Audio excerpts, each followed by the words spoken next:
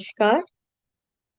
मेरी आत्मा आप सबकी आत्मा को नमस्कार कहती है और आप सबका मेरे संग जुड़ने का बहुत बहुत धन्यवाद। अब हमने अभी तक जो देखा, हमने देखा अर्जुन विषाद योग, जिसमें हमने देखा कि अर्जुन जो है, उनके दिमाग में बहुत सारे विचार आ रहे हैं इंद्रियों के वश में होने की वजह से। वो सामने अपनी आंखों के सामने अपने गुरु, अपने चचेरे भाई को, अपने दादा को देख रहे हैं और उन विचारों के अधीन होकर उनके मन में द्वंद पैदा हो रहा है। तो अब हम बहुत अच्छे से समझ गए हैं कि मन जो है इंद्रिय है, और इंद्रियों को वश में करके कुछ विचार लाता है, और विचार के बाद विचार, विचार के बाद विचार लाता है। और विचार जो है वो एक राई की तरह है। तो जिस राई को हमने पकड़ लिया तो राई का पहाड़ बना लिया। तो हमने कल देखा कि हमने वो राई के पहाड़ बहुत सारे बना लिए, तो जिनको हम पार कर गए, वो पार करके जो रह गए वो हमारे कारण बन गए अगले जन्म के लिए। तो इस तरीके से हमने अर्जुन विषाद योग को समझा। फिर उसके बाद हमने देखा सांख्य योग, जिसमें हमने समझा कि इन सब को पकड़ने की वजह से ही हम शरीर, एक शरीर को छोड़ रहे हैं, दूसरे शरीर को पकड़ रहे हैं, और तीसरे शरीर को पकड़ रहे हैं आत्मा का सहारा लेके। तो आत्मा एक ऐसा तत्व है जो इन शरीरों को पकड़ रही है। क्यों? क्योंकि ये सारे कारण अभी हमारे खत्म नहीं हुए हैं। तो हम चाहें तो इस जन्म में इन सब कारण को खत्म कर सकते हैं, और हम चाहें तो इसको प्रोलॉन्ग करके नए नए जन्म ले सकते हैं। तो सांख्य योग में हमने आत्मा को जाना, और हमने जाना कि आत्मा एक ऊर्जा है, जो ऊर्जा एक शरीर से दूसरे शरीर, दूसरे शरीर से तीसरे शरीर में जा रही है। और उसी ऊर्जा को समझाने के लिए आइंस्टाइन ने फॉर्मूला बताया, E is equal to MC²। Energy ही मैटर बन जाती है। मैटर मतलब हम सब मैटर हैं एक किस्म के। तो मैटर मतलब हम सब हो गए, मतलब हम भी हो सकते हैं, कार भी हो सकती है। तो एक एनर्जी जो है किसी भी चीज का रूप ले लेती है। तो कभी बैटरी का रूप ले लिया, कभी कार का रूप ले लिया, कभी टीवी का रूप ले लिया, किसी भी का रूप ले लेती है। और उसी रूप में जब तक उसकी लाइफ है, एग्जिस्ट करती है, और जैसे ही लाइफ उस रूप की खत्म होती है वो वहां से निकल जाती है। तो इस तरीके से energy is equal to MC²। और C क्या है? स्पीड ऑफ लाइट, मतलब जिस स्पीड से वो आई। तो वही आइंस्टाइन जी ने आत्मा को समझाया उस तरीके से। अब उसके बाद हमने देखा कर्म। तो कृष्ण जी ने बोला कि कर्म ही प्रधान है। क्यों? क्योंकि सन्यासी जो है, अगर वो साधना कर रहा है, अगर वो ध्यान कर रहा है, तो वह सब भी क्या है? एक कर्म है। तो कर्म तो हमको करना ही पड़ता है। इवन भगवान को भी करना पड़ता है, क्योंकि भगवान ने अगर ये सृष्टि बनाई है, तो इस सृष्टि की रचयिता किया है, तो इस सृष्टि का पालन पोषण कर रहा है ना। हम कहते हैं ना, तूने हमें उत्पन्न किया, पालन कर रहा है तू। इसका एग्जाम्पल माँ बाप हो गए। माँ बाप ने अगर बच्चों को पैदा किया है, तो उन्हीं बच्चों का पालन पोषण भी कर रहे हैं। तो एक सृष्टि बनती है, और उसी सृष्टि का पालन पोषण कर रहे हैं प्रभु भी। तो प्रभु भी कर्म कर रहे हैं। तो कर्म कहीं भी नहीं रुकता, चाहे वो मन से हो, विचार से हो, चाहे वो किसी भावना से हो, या चाहे किसी शब्द से हो। तो हमने देखा कि वह कर्म है। और उसी के बाद तीसरे चैप्टर में उसी कर्म को उन्होंने और विस्तार में बताया, तो जिसमें उन्होंने हमको श्लोक दिया कर्मण्यवादी का, जिसमें हमें समझ में आया कि कर्म पर मेरा अधिकार है, फल पर नहीं है। तो बस सिंपली बिना किसी भाव से, बिना किसी आसक्ति से, आसक्ति मतलब कोई भी षड दोष ना हो उसके अंदर, तो कोई भी मोह ना हो उसके अंदर, उससे उस कर्म को करते जाइए। बाकी तो कोई भी बॉल फेंकेंगे तो बॉल बाउंस बैक होकर आएगी ही आएगी। तो बॉल आपकी बाउंस बैक होकर आती ही आती है। ये हमको पता चला कि हमारा यहाँ कर्म योग ऐसे काम करता है। तो उसके बाद ही हमने फोर्थ चैप्टर किया, जिसी को, इसी को कर्म के ऊपर वो ज्ञान और डाल रहे हैं, तो इसको हम कई बार ज्ञान योग भी कहते हैं। तो हम इसको ज्ञान योग बोलते हैं उस हिसाब से। तो यहाँ पर अब हमें क्या बताया गया कि ये ही ज्ञान का, इसको कैसे समझाया। तो अध्याय 4 में श्लोक जो पहले हैं उसमें उन्होंने बोला कि ये ज्ञान तो ऑलरेडी चलता आ रहा है। यही ज्ञान सूरज को दिया, यही ज्ञान सूरज के पुत्र इक्ष्वाकु, मनु, इन सबको भी गया। तो ये ज्ञान तो हमेशा ही चलता आ रहा है। और इसमें हमको यहाँ पर यह भी समझ में आ रहा है कि अगर हम इस धरती पे हैं, या अगर हम किसी पूरे ब्रह्मांड में कहीं पे भी हैं, आत्मा है, पर उसका तत्व बदल जाता है। तत्व कैसे बदल जाता है? अगर मैं पृथ्वी में हूं तो मैं पांच तत्वों से जुड़ी हुई हूँ। मेरे अंदर भूमि तत्व है, मेरे अंदर जल तत्व है, मेरे अंदर ही अग्नि तत्व है, मेरे अंदर ही वायु तत्व है, और मेरे अंदर ही कौन सा तत्व, आकाश तत्व है। ठीक है, तो ये पांचों तत्व हैं। तो मैं धरती पे हूँ। और अगर हम सूरज को लें तो उसमें क्या है, सिर्फ अग्नि तत्व है। राइट। तो मतलब आत्मा वो भी एक किस्म के है, पर वो क्या है, सिर्फ अग्नि तत्व है, और उनका काम है प्रकाश देना। वो अपना नित्य उस धर्म को निभाते जा रहे हैं। तो सूरज अपना प्रकाश दिए जा रहे हैं। तो उन्होंने बोला कि ये प्रथा तो मतलब अनंतों अनंत अनंत अनंत चलती आ रही है। और इसमें क्या है कि बहुत बड़ा ब्रह्मांड है, ब्रह्मांड में इतनी सारी गैलेक्सीज हैं। तो कहीं ना कहीं इसी तरीके से सब कुछ चलता आ रहा है। तो जिस हिसाब से हम, जिस तत्वों के हिसाब से हम जी रहे हैं, उस तत्व के हिसाब से ही उस ब्रह्मांड में हम रह रहे हैं। तो हमने इन पांच तत्वों को पकड़ा हुआ, तो हम धरती पे हैं। अगर सपोज हम भी कभी हो सकता है सूरज हो, या कभी हो सकता है हम आगे जमाने में जाके सूरज हो। क्यों? क्योंकि हम किस तत्व में हैं, उसके हिसाब से हो गया। तो फिर उसके बाद उन्होंने बोला कि ये तो जन्मों जन्मांती ही चलता आ रहा है, ये विद्या तो मैंने सबको दी हुई है, पर धीरे धीरे क्या हुआ, लुप्त हो गई। फिर उसके बाद उन्होंने 5 से 9 श्लोक में उन्होंने क्या बोला कि ये जो है, मैं तो एक अविनाशी आत्मा हूं, और तुम क्या हो, अभी क्या हो कि तुम्हारा हर जन्म लिए जा रहे हो, एक जन्म से दूसरे जन्म और तीसरे जन्म एंड सो ऑन। और मैं क्या हूँ, एक अवतार के रूप में आया हूँ। तो मैं अवतार के रूप में आया हूँ, मैं ही कभी परशुराम के रूप में आया, मैं ही कभी राम के रूप में आया, और इस समय मैं कृष्ण के रूप में आया हूँ। मैं ही ये सब हूँ। और मैंने क्या किया हुआ, इतनी सारी ब्रह्मांड बनाए हुए हैं। और ये सारा जो है मैंने विष्णु पुराण से उठाया है, इसका 4th चैप्टर से। उसमें आपका क्या है, 21 ब्रह्मांड बताए हुए हैं यहाँ पर। जैसे हम बोलते हैं ना, गैलेक्सीज हैं, ये है ब्रह्मांड अनंत है, तो वहां पर बताया गया हुआ है कि ये 21 ब्रह्मांड है। और हमारे जो धरती में जो हमारा जो ब्रह्मांड है, उसमें प्रकृति और पुरुष का रोल है। प्रकृति कौन है? माँ दुर्गा कह सकते हैं, या हम शक्ति कह सकते हैं, मतलब एनर्जी। तो प्रकृति क्या है? वह शक्ति है, वह एनर्जी है। और शिव हम जिसको मानते हैं, पुरुष तत्व। पुरुष तत्व में ब्रह्मा विष्णु शिव इस समय बताया गया है। इस समय सिर्फ इतना ही हमारा है कि ब्रह्मा से उत्पत्ति हो रही है, विष्णु उसका पालन कर रहे हैं, और शिव क्या करते हैं, डिस्ट्रॉय करते हैं। हम इसीलिए इसका नाम देते हैं गॉड। और ये गॉड मतलब, डिस्ट्रॉय का मतलब ये नहीं है कि वो डिस्ट्रॉय करते हैं। डिस्ट्रॉय का मतलब क्या है कि अगर एक माँ के अंदर एक बीज उत्पन्न होता है, तो वो बीज जब फूटता है, तो मतलब वो बीज डिस्ट्रॉय हुआ, मतलब वो वाली एनर्जी से दूसरी एनर्जी में फॉर्म हुआ, क्या हुआ, शिशु बन गया, वो एक बच्चा बन गया। तो इसलिए शिव जी को डिस्ट्रॉयर कहा गया। पर इसका मतलब ये नहीं होता।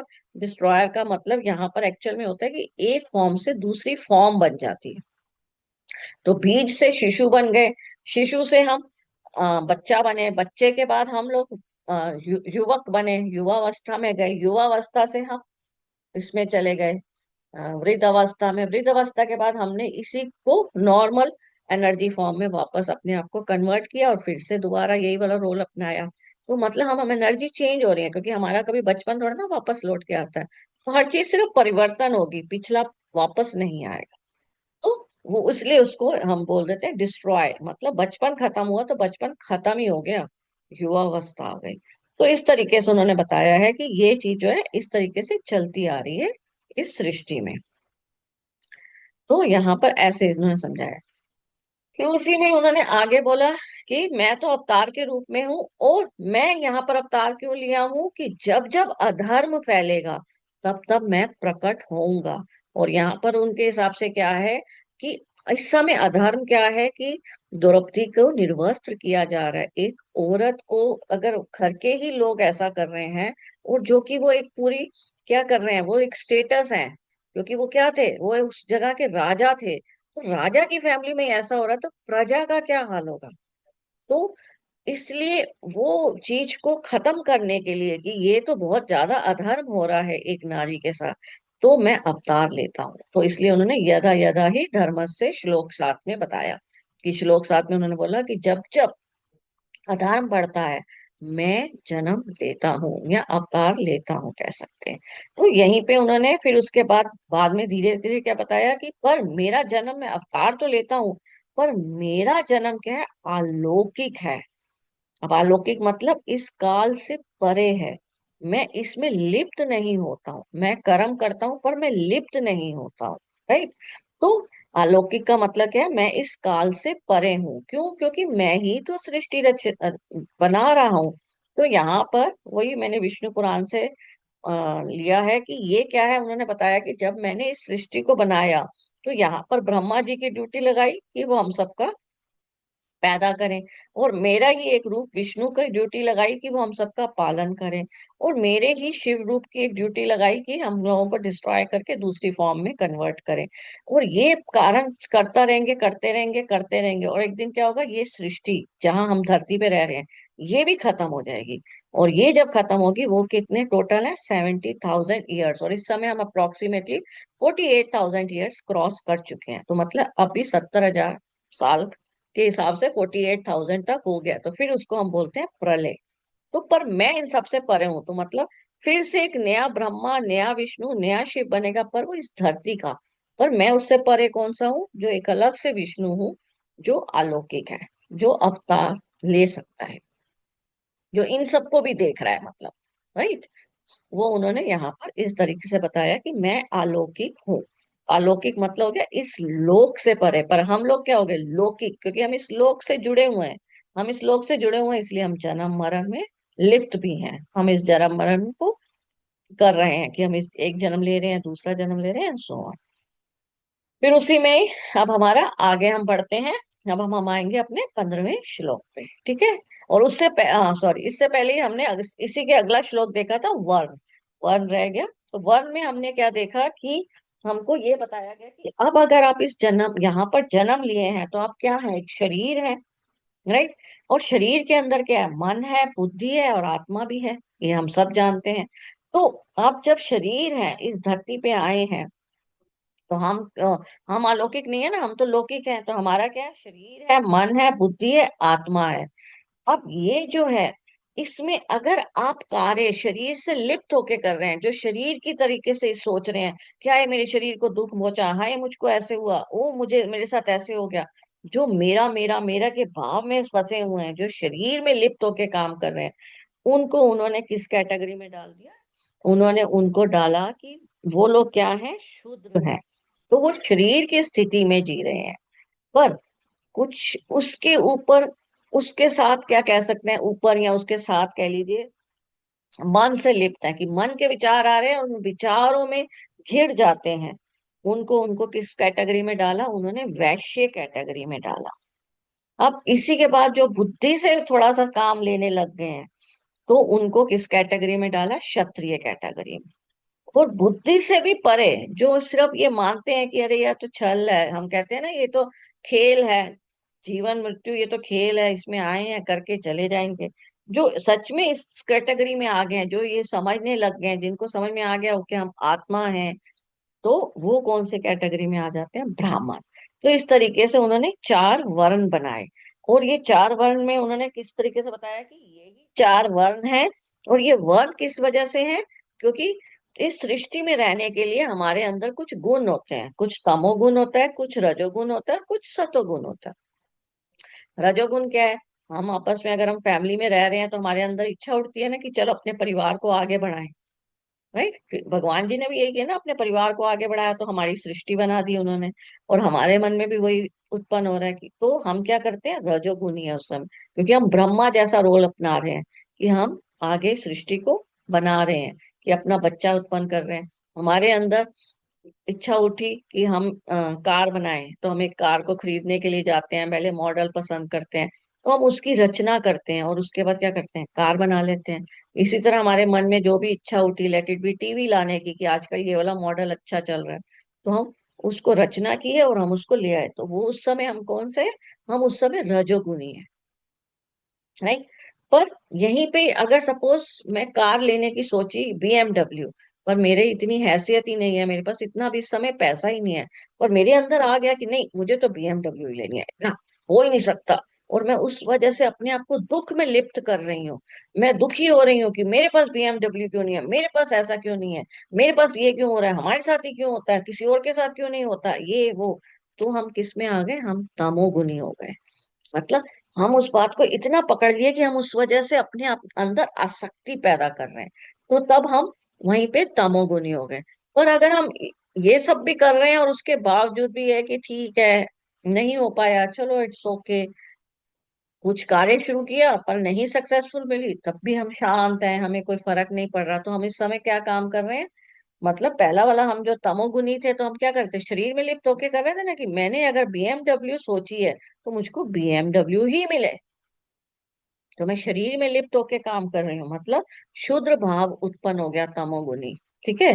और मैंने मन की स्थिति के हिसाब से किया कि चलो BMW लेते हैं, अभी मन से सोचा और लेने के लिए उसके लिए कार्य शुरू किया, तो मैं रजोगुनी हूँ उस समय। राइट। बुद्धि से मैंने काम लिया कि ठीक है, नहीं मिल पाई क्योंकि अभी हमारा उस लेवल तक हम नहीं है, तो मैं सतोगुनी हूँ। पर यहीं पे हो गया कि ये सब तो ठीक है, चल रहा है, क्योंकि फैमिली में रह रहे हैं, ये सब ड्रामे हो रहे हैं, पर इन सबको हम एक साक्षी भाव से देख रहे हैं। तो हम क्या हो गए, इन्हीं सबसे ऊपर बन गए, निर्गुणी या गुणातीत कहा जाता है उसी को। इसका आगे डिस्क्रिप्शन अगले चैप्टर्स में भी आएगा। यहाँ उस हिसाब से उन्होंने वर्ण बताए हैं। राइट। कि वर्ण आपके क्या है, चार है, ब्राह्मण, वैश्य, शूद्र एंड क्षत्रिय। और उसी में उन्होंने कहा कि यही है कि अगर आप बहुत ज्यादा अगर तमोगुनी हो रहे हैं, तो उस समय मतलब क्या है, आप मूल धारा में है। मूल धारा का मतलब हो गया शूद्र। राइट। पर अगर आप उससे थोड़ा सा ऊपर चले गए, तो आप क्या है, स्वादिष्ठाना या मणिपुरा चक्रा में है। तो आपका कार्य मेरा भाव है, पर अभी भी आप क्या है, उस समय आप वैश्य के रूप में है। तो मतलब एक ही इंसान कभी किसी समय कुछ है, कभी किसी समय कुछ है। राइट। तो जिस हिसाब से, जिस चक्रा के रह के आप लिप्त हैं, उस हिसाब से आप उस समय वो बोले वर्ण के हैं। तो वर्ण को उन्होंने इस तरीके से समझाया। अब इसी के आगे उन्होंने बोला कि कर्म के फल में मेरी आसक्ति नहीं है। क्यों? क्योंकि मैं तो अवतार हूँ। राइट। पर कईयों की हो सकती है, ठीक है ना, कईयों की अगर है आसक्ति, तो वो क्या है, वो उनके लिए कर्म थ्योरी बनाएगी है कि वो किस तरीके से कर्म के साथ बंध जाते हैं और उसी वजह से जन्म मरण के चक्र में फंस जाते हैं। राइट।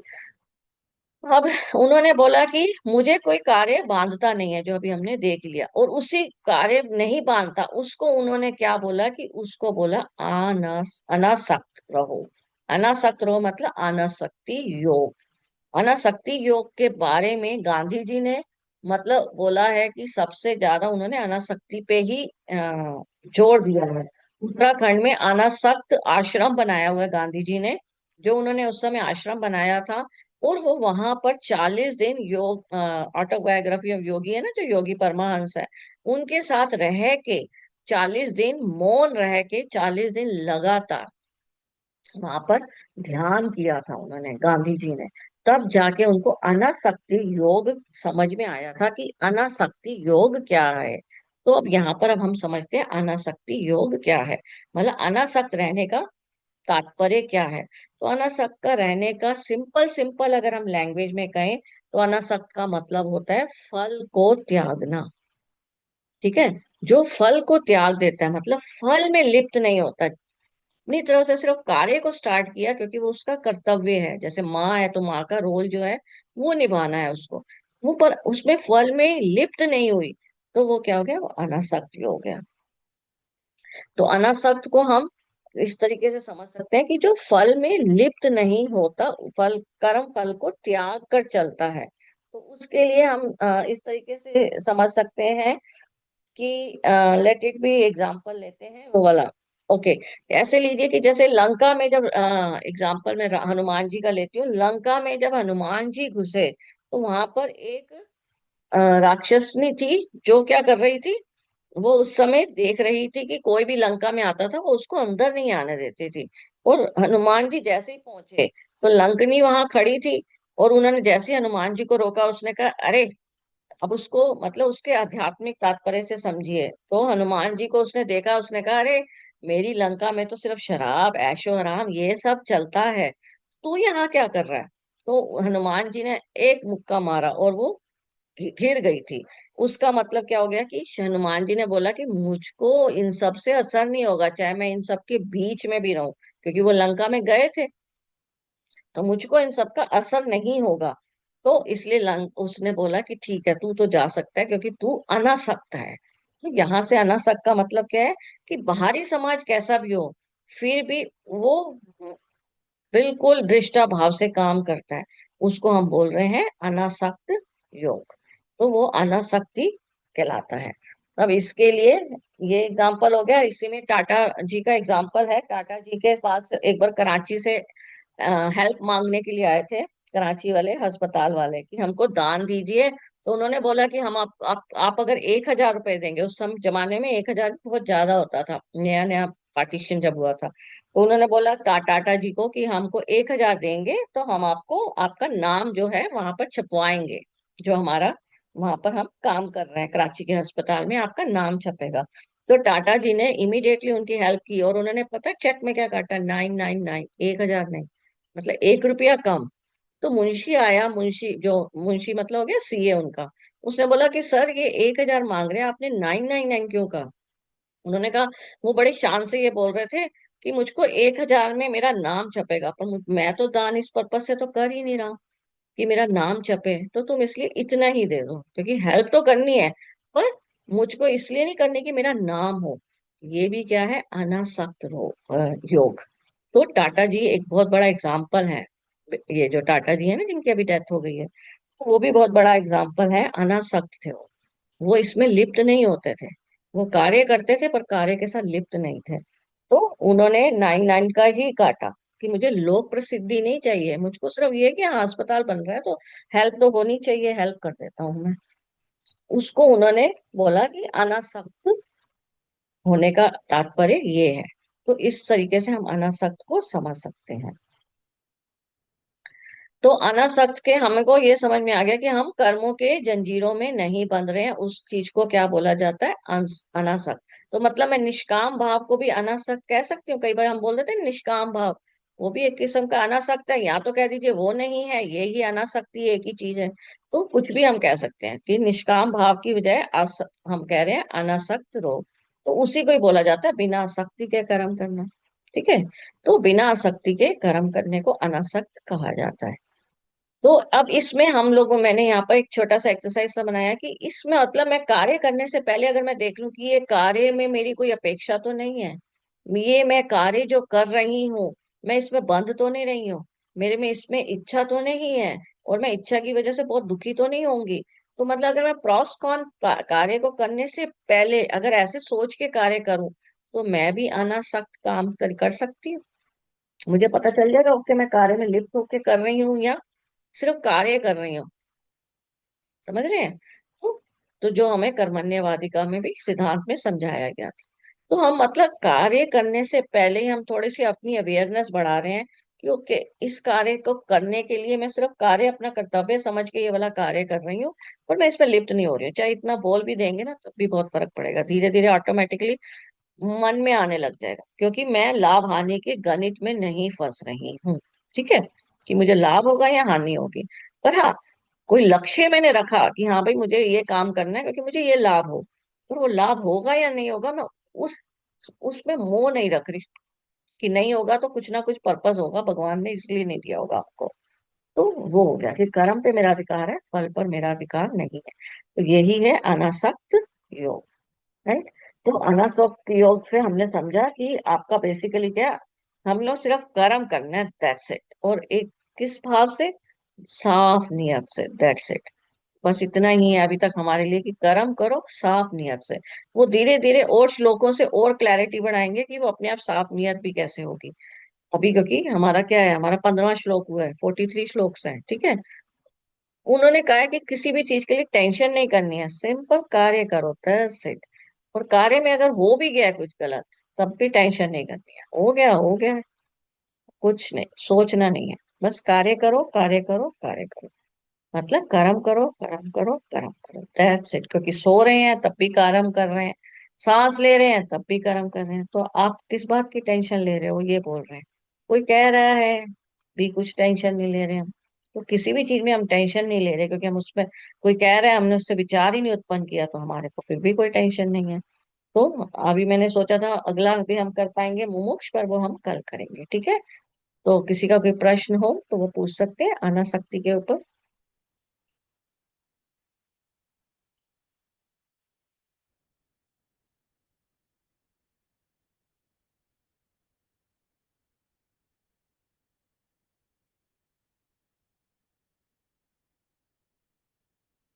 चलिए फिर यहीं पे हम समाप्त करते हैं। बहुत बहुत धन्यवाद, थैंक यू।